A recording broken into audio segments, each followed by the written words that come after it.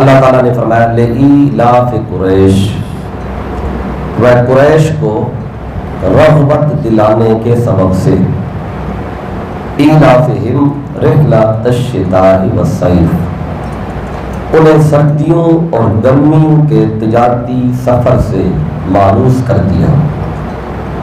فَلْيَعْبُدُوا رَبَّ هَذَا الْبَيْتِ، بس انہیں چاہیے کہ اس گھر کے رب کی عبادت کریں۔ الَّذِي أَطْعَمَهُم مِّن جُوعٍ، وہ رب جس نے ان کو بھوک کی حالت میں کھانا پینا دیا۔ وَآمَنَهُم مِّن خَوْفٍ، اور خوف سے ان کو امن عطا فرمایا۔ یہ اس کا ترجمہ ہے جو آپ نے سماعت کیا۔ اس میں اللہ تعالیٰ نے قریش کا ذکر کیا ہے۔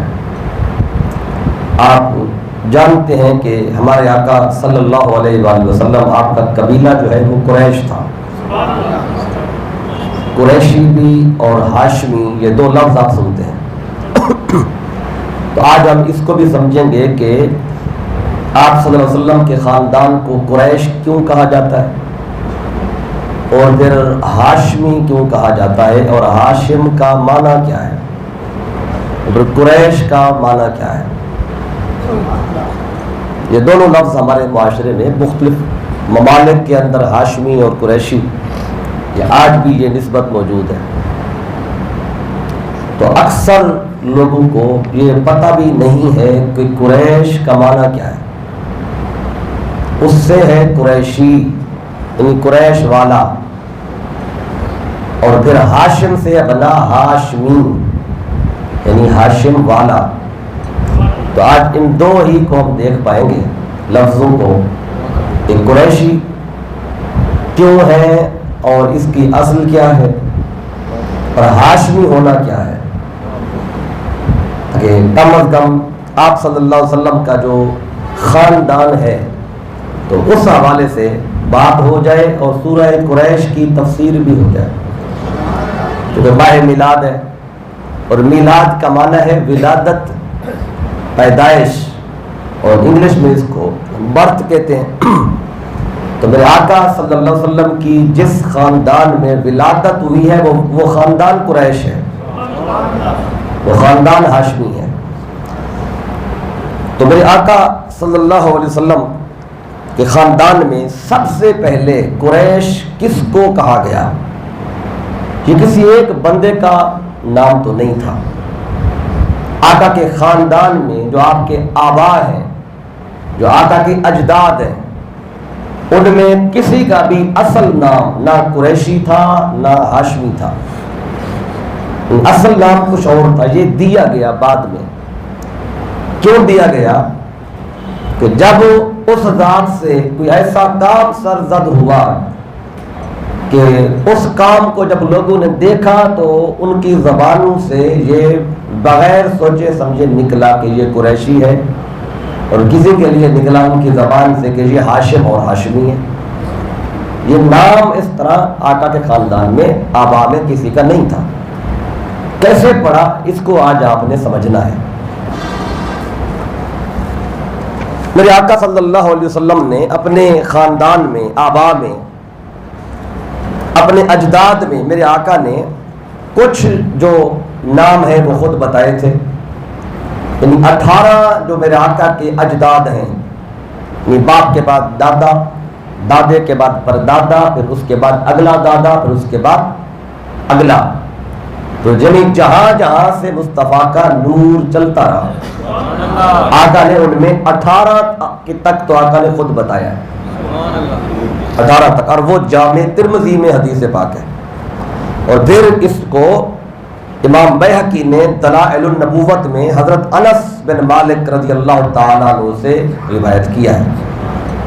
میرے آقا نے فرمایا انا محمد صلی اللہ علیہ وآلہ وسلم بن عبداللہ بن عبد المطلب بن ہاشم بن عبد مناف بن قصی بن کلاب بن مرہ بن کعب بن لوی بن غالب بن فہر بن مالک بن نظر بن کنانہ بن خزیمہ بن مدرکہ بن الیاس بن مضر بن نزار، یہاں تک میرے آقا نے خود ارشاد فرمایا، یعنی اپنے خاندان کا آقا نے بتایا کہ میں عبداللہ کا بیٹا ہوں، وہ بیٹے ہیں حضرت عبد المطلب کے، وہ بیٹے ہیں حضرت ہاشم کے، وہ بیٹے ہیں عبد مناف کے، وہ بیٹے ہیں قصی کے، وہ بیٹے ہیں کلاب کے. تو بیان کرتے کرتے آخر میں نزار تک یہ تقریباً 18 نام بنتے. تو آقا نے جو خود بتایا، آپ نے دیکھا کہ ان ناموں میں ہاشم آیا ہے، ہاشم، لیکن قریشی یا قریش کا لفظ نہیں آیا. تو اب آئیے اس کو پہلے دیکھتے ہیں کہ یہ قریش کب سے ہیں، پھر ہاشم کب سے ہیں، ہاشم کا معنی کیا ہے، جو ہاشم ہے ان کا اصل نام کیا ہے. اصل نام کوئی اور تھا. جیسے حضرت عبد المطلب ہیں، ان کا بھی اصل نام عبد المطلب نہیں تھا، اصل نام کچھ اور تھا. تو نام چین تھا، تو اس کو ہم دیکھتے ہیں. تو قریش کو قریش کیوں کہا جاتا ہے؟ اور آقا کے خاندان میں سب سے پہلے جس کو قریش کے نام سے بلایا گیا، یہ تاریخ طبری ہے، اس کی جلد نمبر 2 ہے اور صفحہ نمبر 187 ہے.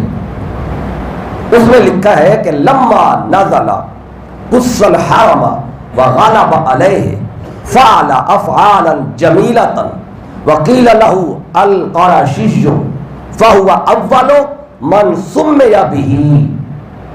یہ آقا کے آبا میں، ایک آقا کے اجداد میں، والدین میں ایک جو نام میں نے ابھی پڑھے ان میں ایک نام ہے قصی.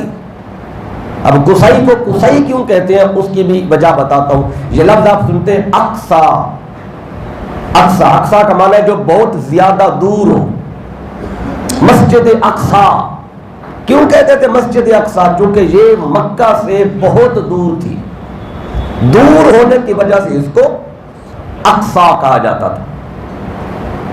جب ہم تجوید پڑھتے ہیں تو کچھ لفظ ہے جن کو اقصائے حلق سے پڑھا جاتا ہے، یعنی حلق کا جو آخری حصہ ہے. اقصا قاف جو ہے یہ یہاں سے آ رہا ہے، بالکل اینڈ سے. کچھ ہمارے منہ کے آغاز میں جو حصہ ہے حلق کا، وہاں سے، کچھ درمیان سے، اور کچھ بالکل آخری حصے سے. تو اقصا کا معنی ہے جو بہت زیادہ دور ہو، اس سے ہے قصی. انہیں قصی کیوں کہتے تھے؟ ان کا اصل نام تو کچھ اور تھا. کیا نام تھا ان کا؟ اصل نام تھا زید. اب میں یہ ساری بات اس لیے بتا رہا ہوں کیونکہ انہی کو سب سے پہلے قریش کہا گیا تھا، ان کا نام قریش رکھا گیا تھا. تاریخ طبری یہ کہتی ہے اصل نام تھا ان کا زید. زید سے پھر آپ کا نام پڑا قصی. پھر قصی جو تھے ان کو لقب ملا تھا قریش کا نام، یہ ان کو قریش کا نام دیا گیا. اصل نام زید تھا.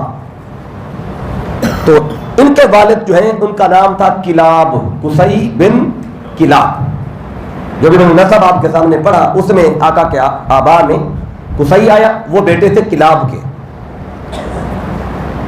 تو کلاب جو ہے یہ کلب ان کی جمع ہے. کلب کہتے ہیں کتے کو، اس کی جمع ہے کلاب. اب آپ کہیں گے آقا کے خاندان میں کلاب، کلب کی جو جمع ہے یہ کیوں ہے؟ کہ شکاری کتے آپ پالا کرتے تھے. ایک شخص کو پھر آپ کا یہ جو نام ہے، یہ نام جو رکھے گئے، تو اس حوالے سے کسی کو تعجب لاحق ہوا کہ اپنی اولاد کے نام، کلب اس کی جمع کلاب، پھر یہ آگے ان کے بعد ہے مرہ آقا کے خاندان میں. تو کتنے سوال کیا کہ اتنے جو درد خوفناک نام ہے، مرہ کہتے ہیں جو بہت زیادہ کڑوی چیز ہے اسے مرہ کہتے ہیں. کلاب کلب ان کی جمع. کسی نے پوچھا کہ یہ اتنے خوفناک نام کیوں رکھے جاتے ہیں اولاد کے، اور جو اپنے غلام ہوتے تھے کسی کے، انہی میں سے ان کے نام بڑے اچھے رکھے جاتے تھے، یعنی بڑے سونے نام رکھے جاتے تھے، خوبصورت. لیکن جو اپنی اولاد ہوتی اس کا نام ذرا خوفناک رکھتے تھے. تو پھر کسی نے پوچھا کہ یہ ایسا کیوں ہے؟ تو فقالا، تو نے کہا انما نسمی ابنائنا لآبائنا وابیدنا لانفسنا. امام زرقانی المواہب للدنیا میں لکھتے ہیں جلد نمبر 1 میں. انہوں نے کیا جواب دیا؟ کہتے ہیں یہ جو ہمارے بیٹے ہیں، اولاد ہیں، ان کے نام ہم رکھتے ہیں دشمنوں کے لیے، تاکہ دشمن ان کا نام سن کے ڈر جائے. یعنی اولاد کا نام رکھتے ہیں دشمنوں کو سامنے رکھ کر اور جو غلام ہے ہمارے وَعَبِيدِنَا لِأَنفُسِنَا، اور غلاموں کا نام اس لیے حسین پیارا خوبصورت رکھتے ہیں کیونکہ انہیں ہم نے بلانا ہوتا ہے، اپنے پاس رکھنا ہوتا ہے، اس لیے کسی کا نام مرہ ہے، کسی کا نام کلاب ہے، تو یہ اس وجہ سے ہے تاکہ دشمن سنے تو لرز جائے۔ اب یہ ان کو ڈرانے کے لیے تھا۔ اب یہ جو قصی ہے ان کا اصل نام تو زید تھا، ان کو قصی کیوں کہتے ہیں؟ ان کے والد گرامی کلاب جو تھے ان کا جب انتقال ہوا تو اپنے پیچھے انہوں نے اپنی زوجہ جو بیوہ ہو چکی تھی فاطمہ بنت اسد ان کا نام تھا، وہ پیچھے چھوڑی جب وفات پا گئے، اور دو بچے تھے، ایک کا نام تھا زہرہ اور دوسرے کا نام تھا زید۔ ان آقا کے خاندان میں اجداد میں جب حضرت کلاب کی وفات ہوئی، انتقال ہوا، پیچھے دو بیٹے تھے زہرہ اور زید، اور پھر جو زوجہ تھی فاطمہ بنت سعد جو بیوہ ہو چکی تھی، تو زہرہ جو تھے یہ بڑے بیٹے تھے، جوان ہو رہے تھے، زید چھوٹا تھا، ابھی جنہیں دودھ پیتا جیسے بچہ ہوتا ہے زید۔ فاطمہ بنت سعد سے پھر ربیہ بن حرام نے نکاح کیا، چونکہ بیوہ ہو گئی تھی، عدت پوری ہوئی، تو اس بندے نے نکاح کا پیغام بھیجا، نام تھا ربیہ بن حرام، نکاح کر لیا ربیہ نے۔ تو ربیہ پھر اپنی اس بیوی جو پہلے بیوی تھی حضرت کلاب کی، ان کو لے کر نکاح کرنے کے بعد ایک جگہ ہے عذرا، ملک شام کی سرحد کے قریب، جو کہ یہ رہنے والے وہاں کے تھے، وہاں لے گئے، اپنے وطن لوٹنے لگا تو بیوی اور کم سن زید کو بھی اس نے ساتھ لیا، چونکہ یہ ملک شام کی سرحد پہ رہتا تھا، نکاح کر لیا، تو کہا کہ بیوی کو تم بھی چلو، اور چھوٹا بیٹا دودھ پیتا ہے اسے بھی لے چلو، جو بڑا ہے اب اس کو رہنے دو ادھر ہی، وہ ادھر ہی خاندان میں رہے گا، تو میرا گھر چونکہ ادھر شام کی سرحد پر ہے، تب تم میرے نکاح میں آ گئی ہو تو میرے ساتھ چلو۔ تو چھوٹے بچے کو بھی ساتھ لیے جو دودھ پیتا تھا زید، اور بیوی اپنی کو لے کے چل پڑا۔ تو تقریباً 7 سال کم و بیش، یا اس سے کچھ کم یا زیادہ، اتنا عرصہ حضرت زید جو تھے وہ ملک شام کی سرحد پہ رہے، اور یہی وہ زید ہیں جن کی پیشانی میں مصطفیٰ کا نور آیا تھا، یعنی حضرت کلاب کی پشت سے یہ نور حضرت فاطمہ بنت سعد کی کے رحم میں آیا، حضرت فاطمہ بنت سعد کے رحم سے یہ نور حضرت زید کی پیشانی میں آیا تھا۔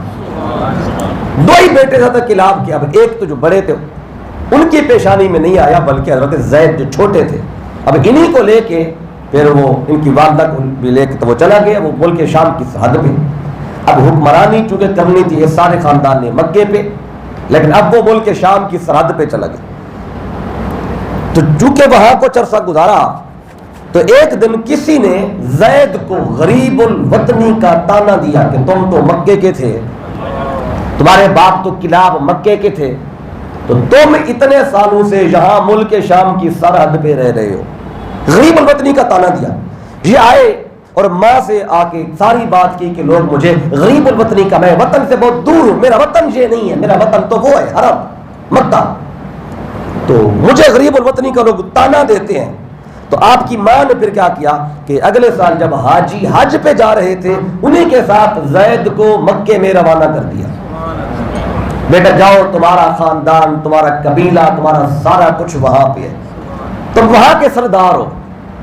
تو اب وہاں جب آئے آپ، چونکہ بچپن کا زمانہ اپنے وطن سے دور گزرا تھا، اس لیے جب آپ اتنے عرصے بعد مکے آئے، نام تو زید تھا لیکن لوگوں نے آپ کو قصی کہتے ہیں جو دور رہا ہو،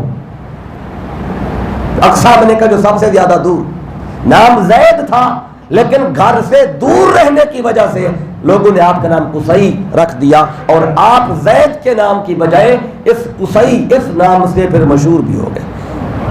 اب ان کو اس لیے قصی کہا جاتا ہے۔ جب یہ واپس آئے مکے میں، لما نازلا قصر حرم، جب یہ حرم میں واپس آئے حضرت قصی، تو انہوں نے وغالب علیہ فعل افعالا جمیلتا، آ کے مکے میں بڑے حسین کام کیے، بڑے اچھے اوصاف کے مالک تھے، کیوں نہ ہوتے مصطفیٰ کے نور کے جو یہ حامل تھے، جس کی پیشانی میں مصطفیٰ کا نور چمکتا ہو، پھر اس کے افعال تو جمیلہ ہونے ہی تھے. سبحان اللہ. وکیل لہ القرشی، اس لیے آپ کو آپ کے افعال جمیلہ کی وجہ سے، اچھے کاموں کی وجہ سے آپ کو کہا جانے لگا قریشی، قریشی. فہو اول من سمي بہ، تو تاریخ تبری میں آتا ہے آپ کو پہلے شخص ہیں جن کو قریشی کے نام سے یاد کیا گیا. تو حضرت قصی کو قریشی کہا گیا. اب ایک اس کی وجہ یہ ہے. پھر ایک اور معنی جو الروض الانف میں جلد نمبر 1 صفحہ نمبر 116 میں قریش کا معنی آیا ہے کہ قریش کو قریش کیوں کہتے ہیں. وہاں لکھا ہے کہ انما سمیت قریش قریشا من التقرش والتقرش التجارت والاقتصاد.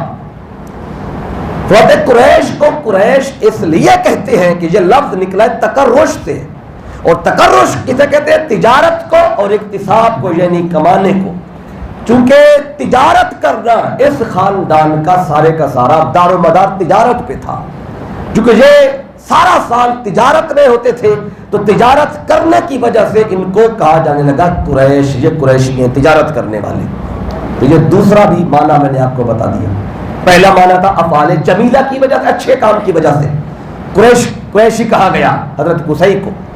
پھر چونکہ آقا کا سارا خاندان تجارت کرنے والا تھا تو اس تجارت کی وجہ سے بھی ان کو قریش کہا جانے لگا. اب اس پر ایک اور قول بھی آیا ہے جو میرے آقا صلی اللہ علیہ وسلم کے خاندان میں اگلا ایک نام ہے ہاشم، وہ بھی عرض کرتا ہوں. ان کو بھی قریشی کہا گیا، حضرت قصی کو بھی حضرت ہاشم کو بھی کہا گیا تھا. ایک اور معنی قریش کا وہ ساتھ یہاں پہ کوٹ کر دوں. سنن بہقی میں حضرت عبداللہ ابن عباس رضی اللہ تعالی عنہما ان سے مروی ہے. یعنی دو معنی آپ نے قریش کے سن لیے، اب تیسرا اس کی وجہ تسمیہ قریش کو قریش کیوں کہتے ہیں. اب سورۃ القریش تو آپ روز پڑھتے سنتے ہیں، لیکن اس پر ائمہ نے محدثین نے کیا لکھا ہے. اب تیسرا اس پہ معنی سنیں. اور یہ حدیث آئی ہے سنن بہقی کے اندر، حضرت عبداللہ ابن عباس رضی اللہ تعالیٰ عنہما آپ روایت کرتے ہیں کہ لفظ قریش جو ہے یہ کرشن اس کی تصغیر ہے. تصغیر کہتے ہیں چھوٹا پن. جیسے راجولن کا معنی ہے آدمی، اس کا اس میں تصغیر بنے گا فعیل کے وزن پہ بنے گا رجیل. رجیل کہتے ہیں، کہیں گے چھوٹے آدمی کو. ایک ہوتا ہے آدمی، ایک ہو چھوٹا آدمی. چھوٹا ہو آدمی کہیں گے تو اسے رجیل کہا جائے گا. اس وزن پر ہے قریش، اس میں تصغیر ہے. اسی پر ایک اور آپ کو بات بتا دوں، نام آپ سنتے ہیں حسن اور حسین. سبحان اللہ. یہ نام تو سب کو یاد ہے اور ہونے بھی چاہیے.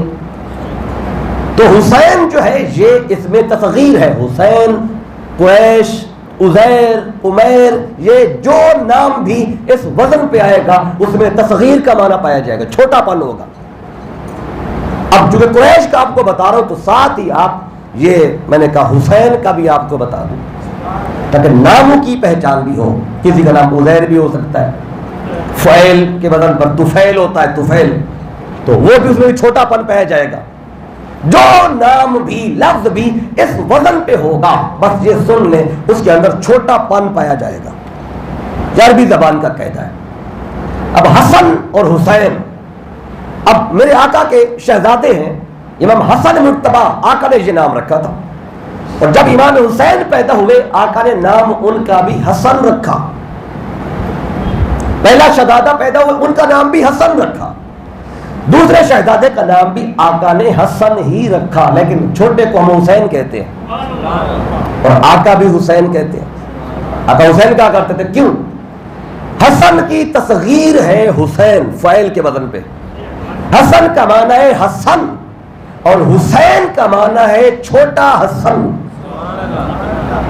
اب حسین کا معنی ہی چھوٹا حسن ہے، مطلب دو تھے نا، تو ایک بڑا ہے اور ایک چھوٹا ہے. دونوں حسن، بڑا بھی چھوٹا بھی، لیکن جب بڑے چھوٹے میں فرق کرنا تھا تو چھوٹے کو حسین کہا. تو تصغیر ہے. قریش اسی وزن پہ ہے، اس کا بھی تو چھوٹا پر پایا جاتا ہے. سنیں تو عبداللہ ابن عباس کہتے ہیں قریش جو ہے یہ کرشن اس کی تصغیر ہے. قریش اس کہتے ہیں یہ ایک دریائی مخلوق ہے جو جدھر سے گزرتی ہے ہر چھوٹی بڑی چیز کا صفایا کر دیتی ہے. قریش جو ہے کہتے ہیں یہ ایک دریائی مخلوق ہے اور ایسی مخلوق ہے جدھر سے گزرتی ہے چھوٹی بڑی کوئی بھی چیز ملے ہر شے کا یہ صفایا کر دیتی ہے. تو یہ فتح الباری کے اندر یہ معنی آیا ہے. اور وہیل مچھلی بہت بڑی مچھلی ہوتی ہے اسے وہیل مچھلی کہتے ہیں. تو وہیل مچھلی کی بھی یہی تعریف ہے کہ چھوٹی بڑی کوئی بھی شے اس کے سامنے آتی ہے تو وہ ہر شے کو کھا جاتی ہے.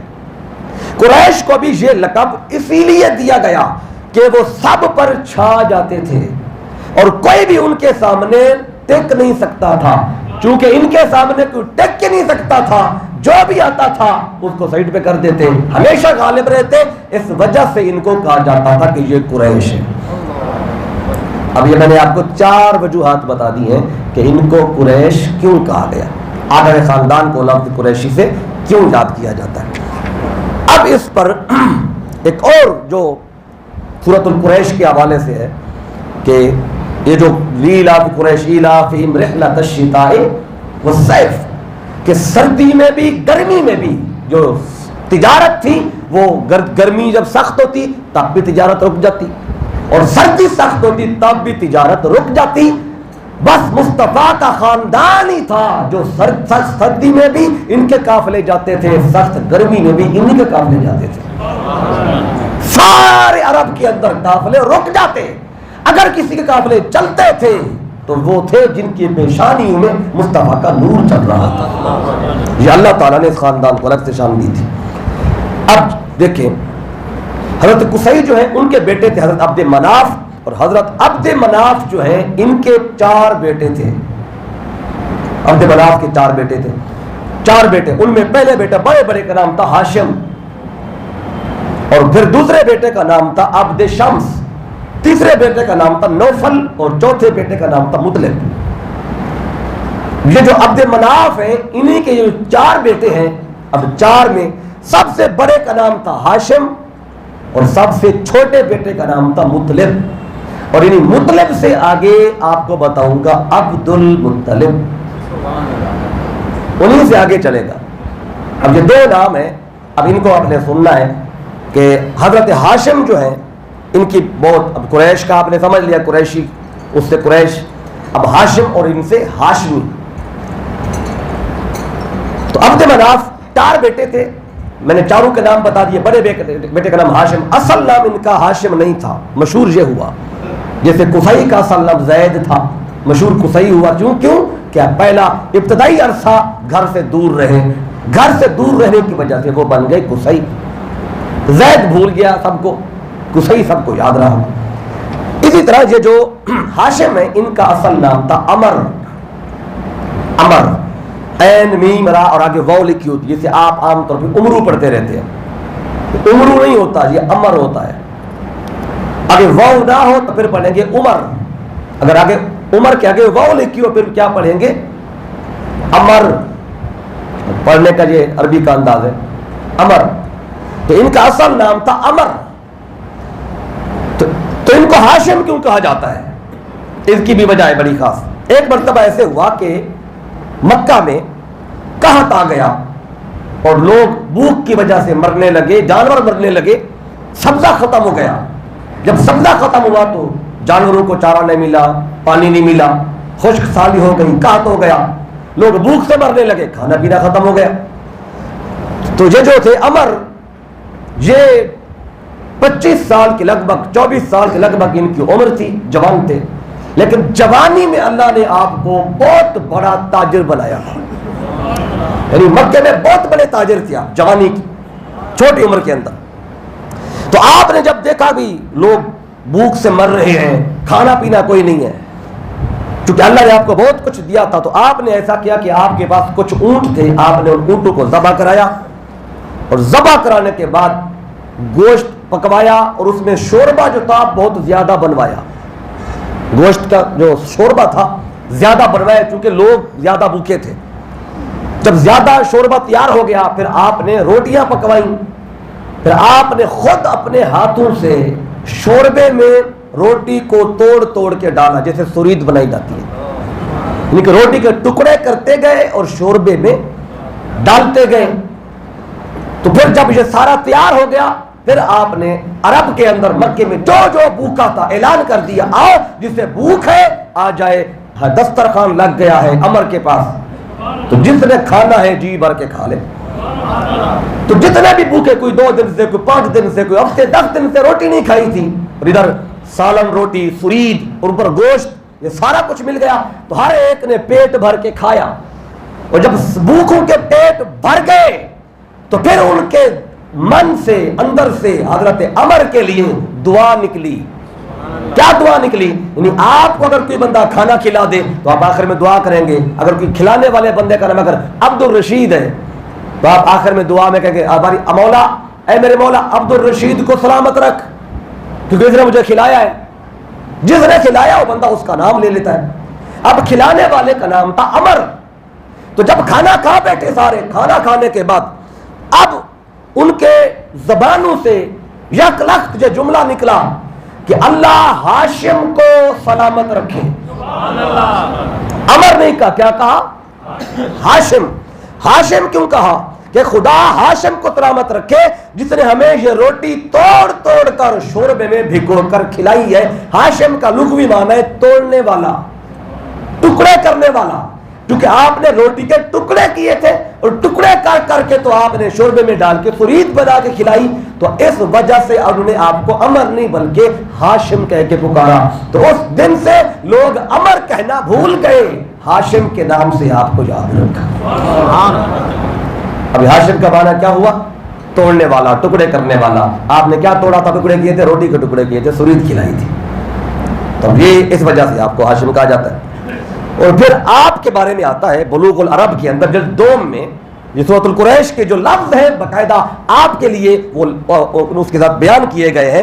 آپ کے بارے میں آتا ہے وَهُوَ أَوَّلُ مَنْ سَنَّ الرِّحْلَتَيْنِ لِقُرَيْشٍ رِحْلَةَ الشِّتَاءِ وَرِحْلَةَ الصَّيْفِ, کہ ہاشم وہ پہلے شخص ہیں جن نے قریش کے لیے 2 سفروں کا آغاز کیا. ایک تجارتی سفر سردیوں میں, دوسرا تجارتی سفر گرمیوں میں. یعنی یہ ہاشم وہ پہلے شخص ہے. گرمیوں میں قافلے رک جاتے, سخت سردی میں قافلے رک جاتے, لیکن حضرت ہاشم کے قافلے سردیوں میں بھی جاتے تھے, گرمیوں میں بھی جاتے تھے. اس لیے اللہ فرماتا ہے لِإِيلَافِ قُرَيْشٍ إِيلَافِهِمْ رِحْلَةَ الشِّتَاءِ وَالصَّيْفِ, کہ قریش کو رغبت دلانے کی وجہ سے اللہ نے ان کے لیے سخت گرمی میں بھی قافلے جاری رکھے, ان کے سخت سردی میں بھی ان کے قافلے جاری رکھے. کیوں؟ اللہ فرماتا ہے باقیوں کو یہ نہیں دیا, یہ شان صرف تمہیں دیا قریش. فَلْيَعْبُدُوا رَبَّ هَذَا الْبَيْتِ, چونکہ تمہیں الگ سے یہ شان دی ہے, اب تم یہ کرو کہ اس جو گھر ہے اس گھر کے رب کی تم عبادت کرو. یعنی مکہ جو کعبے کا جو رب ہے, فَلْيَعْبُدُوا رَبَّ هَذَا الْبَيْتِ, چونکہ کعبے کی جو تولیت تھی, متولی وہ قریش کے پاس تھی, چابی انہی کے پاس تھی, کعبے کا سارا نظام انہی کے پاس ہوتا تھا. تو اللہ فرماتا ہے تمہیں میں نے باقیوں سے الگ شان دی ہے, اس لیے اب تم اللہ کا شکر ادا کرتے ہوئے اس گھر کے رب کی عبادت کرو. کون رب ہے؟ الذی اطعمہم من جوع, کہ ہر طرف بھوک تھی تم بھوکوں کو کھانا کھلانے والے تھے. بھوک میں لوگ مر رہے تھے, اس وقت تم بھوکوں کو کھانے کھلا رہے تھے. الذی اطعمہم من جوع, اللہ نے تمہیں بھوک کی حالت میں کھانا دیا. وآمنہم من خوف, اور خوف کی حالت میں اللہ نے تم کو امن بھی عطا فرمایا کہ کوئی تمہیں ڈرا نہیں سکتا تھا, کوئی تمہیں دھمکا نہیں سکتا تھا, بلکہ تمہارا روب تھا سب پر چھایا ہوا تھا. اب یہ سورۃ القریش کا معنی ہے جو آپ نے سنا. اب چونکہ قریش کا معنی اور سورۃ القریش کا ایک مضمون آپ کے ذہنوں میں آ گیا ہے کہ قریش کو قریش کیوں کہتے ہیں, اور سب سے پہلے قریشی کس کو کہا گیا, اور پھر حضرت ہاشم کے لیے بھی یہ لفظ استعمال ہوئے, حضرت قصی کے لیے بھی استعمال ہوئے تھے, اس لیے میں نے دونوں کا ذکر کر دیا. اب حضرت ہاشم کے بعد جو اگلا نام ہے مصطفیٰ کے والدین میں وہ عبد المطلب ہے. اور عبد المطلب سے تو آپ اکثر واقف ہیں کیونکہ آپ کا ذکر کثرت کے ساتھ کتب میں ملتا ہے. حضرت عبداللہ بن عامر کے والد گرامی وہ تو جوانی میں اللہ کی بارگاہ میں پہنچ گئے تھے, اور حضرت عبد المطلب میرے آقا کے دادا جان, آپ نے بچپن کے جو دن تھے آقا کے, آپ نے مصطفیٰ کے کے ساتھ رہے اور حضور کو اپنے ساتھ مختلف سفروں میں اپنے ساتھ رکھا. پھر آپ کی وفات کے بعد حضرت ابو طالب کے ساتھ میرے آقا 40 سال کا عرصہ رہے. یہ زیادہ وقت حضرت ابو طالب کے پاس گزرا. اب حضرت عبد المطلب یہاں تک آپ کو عرض کر دیتا ہوں. تو ہاشم جو ہے یہ بڑے بیٹے تھے عبد مناف کے. اور ہاشم کیوں کہا میں نے آپ کو وجہ بتا دی ہے. تو ان کی وفات ہو گئی تھی 25 سال کی عمر میں. آقا کے جو پردادا ہیں وہ 25 سال میں فوت ہو گئے تھے. اور آقا کے والد حضرت عبداللہ رضی اللہ تعالیٰ آپ بھی 25 سال کی عمر میں وفات پا گئے. یعنی والد گرامی اور پردادا یہ دونوں جوانی میں فوت ہوئے.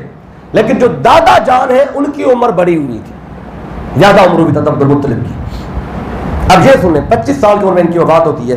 تو آپ جا رہے تھے تجارتی سفر پر, کیونکہ گرمی میں بھی آپ کا سفر جاری رہتا, تجارت کا سردی میں بھی جاری رہتا تھا.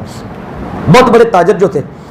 تو آپ جب ایک دفعہ ملک شام جا رہے تھے تو راستے میں ہی مدینہ آتا تھا. تو راستے میں مدینے کا سردار ہے, ان کا نام تھا عمر بن لبید. تو حضرت ہاشم جو ہے یہ بہت مشہور تھے پورے عرب کے اندر, کیونکہ سب سے بڑے تاجر جو تھے. تو آپ جب مدینہ پہنچے تو آپ شام جانے سے پہلے کچھ وقت آپ نے 1 دن 2 دن مدینے میں قیام کیا, کیونکہ آپ سردار تھے. تو آپ نے قیام بھی وہاں مدینے کے سردار کے پاس کیا.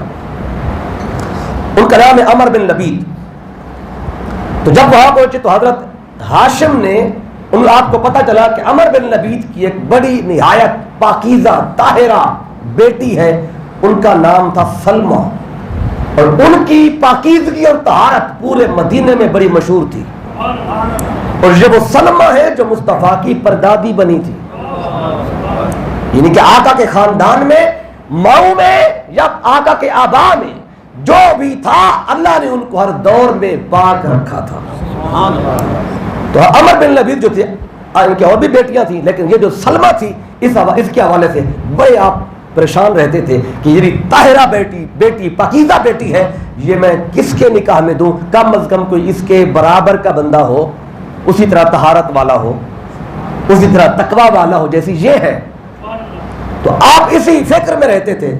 تو اسی دوران حضرت ہاشم کا وہاں سے گزر ہوا تو ایک رات آپ نے قیام کیا عمر بن لبید کے پاس. تو عمر بن لبید سے ان کی اسی بیٹی سلمہ کا آپ نے خود ہاتھ مانگا کہ میں آپ کی اس بیٹی سلمہ سے نکاح کرنا چاہتا ہوں. تو عمر بن لبید کہتے ہیں میری تو خوشی کی انتہا ہی نہیں رہی کہ ہاشم جو پورے عرب کے اندر سب سے بڑا تاجر بھی ہے اور سب سے نیک بھی ہے, وہ یہی ہاشم ہے جن کی پیشانی میں مصطفیٰ کا نور چمک رہا تھا. سبحان اللہ. جو بھی ان کو تکتا تھا وہ پیشانی میں نور چمکتا تھا. تو وہ ہر عورت خواہش مند ہوتی تھی کاش یہ نور میرے جسم کا حصہ بنے, میرے رحم میں آئے. اب جب آپ نے خود ہاتھ مانگا ان کی طاہرہ بیٹی کا, سلمہ کا, تو انہوں نے فوراً ہاں کر دی, کہا ہمیں رشتہ قبول ہے, منظور ہے. تو لیکن ایک شرط رکھی انہوں نے, عمر بن لبید نے ایک شرط رکھی. شرط یہ رکھی کہ جب ولادت ہوگی بچے کی تو میری بیٹی بچے کی ولادت مکے میں نہیں مدینے میں کرے گی. اب یہ شرط تھی, رہنے والی مدینے کی ہے. اب چونکہ نکاح ہو رہا ہے مکے کے سردار کے ساتھ تو ظاہر نکاح ہوگا تو اپنے ساتھ لے کے جائیں گے. تو اب بچہ پیدا ہوگا, ظاہر ہے وہ خاتون اسی وہیں پہ رہے گی تو وہاں بچے کی ولادت ہوگی. لیکن شرط یہ رکھی کہ میری بیٹی بچہ پیدا ہوگا تو یہ مدینے آئے گی اور بچے کی ولادت کے بعد پھر آپ کے ساتھ چلی جائے گی. آپ نے فرمایا ٹھیک ہے مجھے یہ شرط قبول ہے. تو آپ نکاح ہو گیا. نکاح کے بعد آپ چلے گئے ملک شام تجارت کے لیے اور آپ واپس تشریف لائے اور اپنی بیوی کو لے کر سیدھے مکے پہنچے اور سارے مکے والوں کو بتا دیا کہ میرا نکاح عمر بن لبید کی بیٹی سے ہو گیا. اور قافلہ تو ساتھ تھا جب جا رہے تھے, سارے قافلے والے شریک ہوئے نکاح کے اندر. تو چند ماہ گزرے تھے, 6 سے 7 ماہ. تو نور مصطفیٰ حضرت ہاشم کے پیشانی سے حضرت سلمہ کے رحم میں منتقل ہو چکا تھا. سبحان اللہ. جب پتہ چلا کہ اب وضع حمل کا وقت قریب ہے, یعنی 6 مہینے ہو چکے, 7 مہینے ہو چکے, آپ اگلے سفر پہ جب ملک شام جانے لگے تو بیوی کو بھی ساتھ لیا تاکہ بچے کی ولادت چونکہ میں نے وعدہ کیا تھا وہاں ہوگی مدینے میں تو میرے ساتھ چلو, جب ولادت ہو جائے گی پھر تمہیں لے آؤں گا. تو آپ نے بیوی کو سلمہ کو وہیں اپنے خاندان کے پاس چھوڑا اور خود ملک شام چلے گئے. واپسی پہ آپ کی راستے میں طبیعت خراب ہوئی, 25 سال آپ کی عمر تھی. تو اسی حالت میں آپ کا جو اس مرض تھا اسی میں آپ کا وصال ہو گیا اور غزہ کے مقام پر آپ کی قبر بنی ہے، وہیں پہ تدفین ہو گئی. اب واپس مدینے بھی نہیں آ سکے. جب حضرت سلمہ کو پتا چلا کہ میں بیوہ ہو گئی ہوں، میرا جوان شوہر چلا گیا ہے، تو آپ پہ قیامت ٹوٹی. تو کچھ وقت گزرا تو پھر وضع حمل ہوا، چونکہ 7واں مہینہ تو تھا حمل کو، لیکن حضرت ہاشم پہلے جا چکے اللہ کی بارگاہ میں. جب بچہ پیدا ہوا تو مدینے میں ولادت ہوئی، اور قافلہ جس کے ساتھ ہاشم گئے تھے وہ واپس مکے پہنچ گیا اور جا کے اتنا بتا دیا کہ حضرت ہاشم کی وفات ہو گئی ہے، اور بیوی جو تھی وہ ادھر ہی ہے مدینے میں، ولادت تو نہیں ہے بچے کی. تو ادھر بچہ پیدا ہوا تو ولادت ہوتے ہی جو بچہ اللہ نے دیا، جس کی پیشانی میں نور مصطفیٰ چمک رہا تھا، تو ان کے جو سر کے بال تھے پیدا ہونے والے بچے کے اگلے وہ سفید تھے. عام طور پہ سفید بال بوڑھے شخص کے ہوتے ہیں، یہ سفیدی اللہ بالوں میں بڑھاپے کی علامت ہے. تو بچہ پیدا ہوتی جو سر کے بال کچھ تھے سفید، تو سفید بال ہونے کی وجہ سے گھر والوں نے نام رکھا شیبہ. شیبہ کہتے ہیں بوڑھے کو. اب پہلے دن کا بچہ ہے، 2 دن کا 1 دن کا نام شیبہ یعنی بوڑھا. کیوں کہ اگلے بال سفید تھے. تو وہیں پہ پھر بچپن آپ کا وہیں گزرا حضرت شیبہ کا. یہی مصطفیٰ کے نور کے حامل تھے، حضرت ہاشم کے ایک ہی بیٹے، اور پہلا بیٹا پیدا نہیں ہوا کہ آپ کا وصال ہو گیا تھا. تو 7 سال کم و بیش شیبہ وہیں پہ رہے مدینے میں. ایک دن مکے کا ایک بندہ مدینے سے گزر رہا تھا، تو اس نے دیکھا کہ کچھ بچے ہیں جو آپس میں تیر اندازی کا مقابلہ کر رہے ہیں. وہ تیر چلاتے ہیں، مقابلہ ہوتا ہے. ان بچوں میں ایک بچہ 7 سال کا اٹھتا ہے اور اٹھ کر وہ بڑے فخر سے کہتا ہے انا ابن الہاشم، انا ابن سید البطحا. وہ بڑے فخر سے کہتا ہے میں ہوں ہاشم کا بیٹا، میں ہوں بطحا یعنی مکہ کے سردار کا بیٹا، وادی بطحا کے سردار کا بیٹا میں ہوں. اور پھر تیر چلاتا. جب تیر چلاتا تو سیدھا تیر اس کا نشانے پہ لگتا تھا. اس مکی شخص جب یہ سنا، یہ کہتے میں ہاشم کا بیٹا ہوں، میں سید البطحا وادی بطحا کے سردار کا بیٹا ہوں. وہ بڑا حیران ہوا کہ بچہ رہتا ہے مدینے میں اور کہتا ہے میں ہاشم کا بیٹا ہوں. ہاشم تو مکے کا سردار تھا، تو مکے کے سردار کا اگر یہ بیٹا ہے تو یہاں پہ کیا کر رہا ہے؟ اگر یہ وادی بطحا کے سردار کا بیٹا ہے تو پھر مدینے میں کیا کر رہا ہے؟ تو جب یہ واپس گئے، وہ شخص گیا واپس مکہ پہنچا، تو حضرت ہاشم کے جو سب سے چھوٹے بھائی تھے ان کا نام تھا مطلب، اور مطلب کو ہاشم سے بڑا پیار تھا. سیدھا یہ مطلب کے پاس گیا اور کہا کہ بھائی تمہارے بڑے بھائی ہاشم کی کوئی اولاد بھی ہے؟ تو آپ کہتے ہیں کہ اتنا ہمیں پتا ہے کہ ہماری بھابھی جب یہاں سے گئی تھی ہمارے بھائی کے ساتھ حاملہ تھی، ہمارے بھائی کی وفات ہوئی، دوبارہ ہم نے خبر ہی نہیں لی مدینے میں بھابھی کی، بھابھی واپس نہیں آئی. تو کہتے ہیں تمہیں خوشخبری ہو ہاشم کا ایک بیٹا ہے، مدینے میں رہتا ہے، 7 سال اس کی عمر ہے، اور وہ بڑا تیر انداز ہے، اس کی پیشانی میں نور ہے، اور جب وہ تیر چلاتا ہے سیدھا تیر نشانے پہ پہنچتا ہے اور بڑے فخر سے کہتا ہے انا ابن الہاشم، انا ابن سید البطحا. جب مطلب کو پتا چلا کہ میرے بڑے بھائی ہاشم کی نشانی موجود ہے، زندہ ہے، تو آپ فوراً سواری پکڑی سیدھے. جب مدینے پہنچے تو کیا دیکھا؟ کچھ بچے ہیں جو بیٹھے ہوئے ہیں، کھیل رہے ہیں، انہی میں شیبہ بھی بیٹھے ہوئے تھے. نام شیبہ تھا نا، شیبہ بیٹھے ہوئے تھے. تو بچوں میں جب ان کے آپ کی نگاہ شیبہ پہ پڑی تو پیشانی میں وہی نور دیکھا جو ہاشم کی پیشانی میں چمکتا تھا. کسی سے پوچھنے کی ضرورت نہیں پڑی، اور فوراً گئے اور شہزادے کو اٹھایا اور پیار کیا، نام پوچھا، کہا کہ میرا نام شیبہ ہے اور میں ہاشم کا بیٹا ہوں، سید البطحا کا بیٹا ہوں. کہا کہ شہزادے میں تمہارا چچا ہوں، میرے بڑے بھائی ہاشم وہ تیرے والد گرامی تھے. تو 7 سال ہو گئے ہمیں خبر نہیں ہوئی کہ آپ یہاں پہ، میں آپ کو لینے آیا ہوں. تو سیدھا حضرت سلمہ کے پاس پہنچے، آپ کی پردادی کے پاس جا کے بتایا کہ میں شہزادے کو لینے آیا ہوں، اس کا تو خاندان اور یہ وہاں کا سردار ہے، کیونکہ سردار کا بیٹا سردار ہے. اس وقت سرداری ہاشم کے بعد اب مطلب کے پاس آ چکی تھی، کیونکہ سب سے چھوٹے یہ تھے اور ان کے قریبی بھی آپ تھے. تو مکے کا سردار مطلب تھے، کیونکہ ہاشم کے چھوٹے بھائی آپ تھے، موجود بھی آپ تھے، باقی کوئی اور موجود ہی نہیں تھا. تو ہاشم کا بیٹا چونکہ مکے میں تھا ہی نہیں، اب پتہ چلا ان کا بیٹا بھی ہے، تو مطلب نے فوراً سلمہ سے کہا کہ شیبہ کو میرے ساتھ بھیجو، یہ تو مکے کا سردار ہے، اس نے وہاں کا نظام سنبھالنا ہے، یہ نور مصطفیٰ کا حامل ہے۔ تو سلمہ کہتی ہے کہ آپ شہزادے کو لے جائیں، میں یہیں رہنا چاہتی ہوں، اس کی تربیت وہاں پہ اچھی ہوگی۔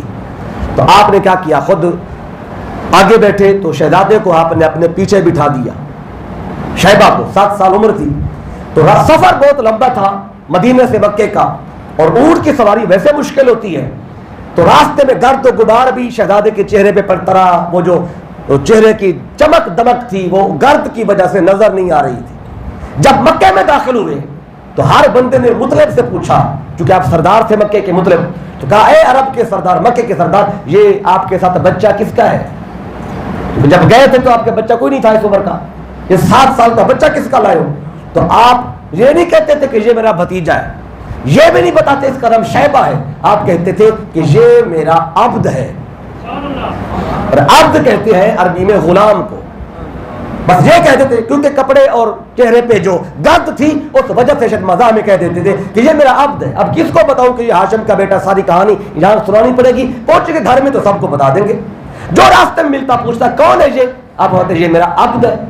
تو جب گھر پہنچے تو پورے مکے میں مشہور ہو گیا تھا کہ ایک مطلب نے ایک عبد اپنا لائے ہیں، مطلب اپنا ایک عبد لائے ہیں، غلام لائے ہیں۔ جب گھر پہنچے تو آپ نے شہزادے کو اور کپڑے دیے پہننے کے، وہ نہا دھو کے جب بیٹھے تو پیشانی میں نور مصطفیٰ چمکتا ہوا، جب لوگوں نے دیکھا تو پھر حیران رہ گئے، جان گئے یہی تو وہ نور ہے جو ہاشم کی پیشانی میں چمکتا تھا۔ سبحان اللہ۔ اور سارا مکہ آ گیا دیکھنے کے لیے، جو بھی دیکھ کے جاتا کہتے بڑا حسین ہے بچہ، بڑا حسین ہے، اور یہ مشہور ہو گیا مکے میں کہ مطلب کا ایک عبد آیا ہے بھی بڑا حسین۔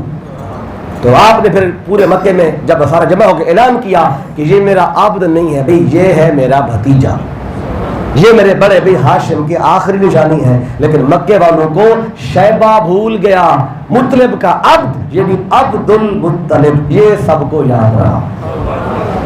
اب یہ ہے عبد المطلب، اصل نام تھا شیبہ، اور کہا کیا جاتا ہے عبد المطلب۔ عبد المطلب کا معنی ہے مطلب کا غلام، مطلب کا عبد، تو یہ آقا کے پردادا ہے شیبہ، ان کا نام پڑا عبد المطلب، اور آقا پردادا ان کا نام عمر تھا، نام پڑا تھا آپ کا ہاشم، وہ سرید کھلائی تھی آپ نے اس وجہ سے۔ تو یہ 2-3 قریش کے حوالے سے ضروری باتیں تھیں، اور سورہ قریش کے حوالے سے، تو آج سورہ قریش کی ایک حد تک تفسیر مکمل ہوگی۔